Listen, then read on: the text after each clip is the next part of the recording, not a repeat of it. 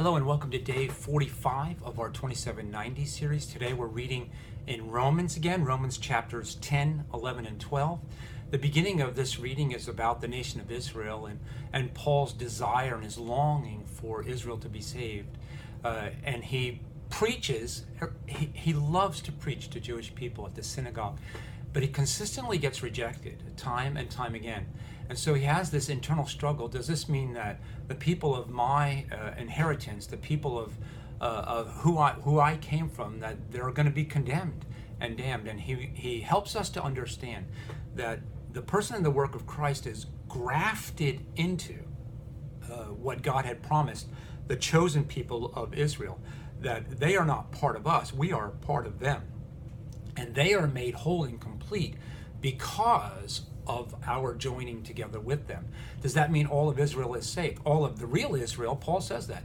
The real Israel is saved, but the real Israel is not necessarily the genetic Israel, but it is the Israel of faith.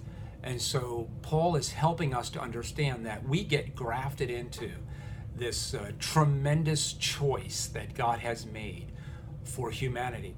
God did not abandon us. He chose a people to become a model and an example. And then he chose us to live out a full and meaningful spiritual life to help model for and with Israel what it means to be men and women of faith. One of my life verses comes in chapter 12, where at the beginning of that chapter, Paul urges us not to be conformed to the pattern of this world, but to be transformed by the renewing of our minds.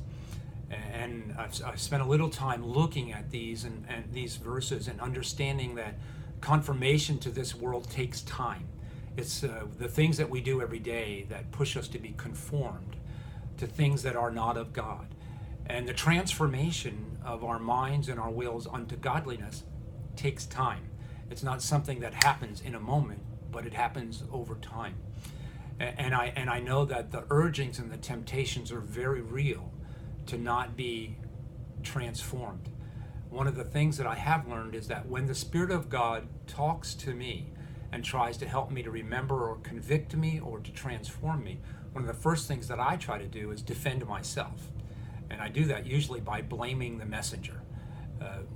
If I really sit down and pay attention to what people are saying, generally God has got a point of truth that he wants me to learn. And so my transformation then comes when I get in communion with God and I listen to what God is saying, not what people are saying. And my transformation is hard work. So I encourage you, read this section of Romans and be open to understanding what it means to be transformed.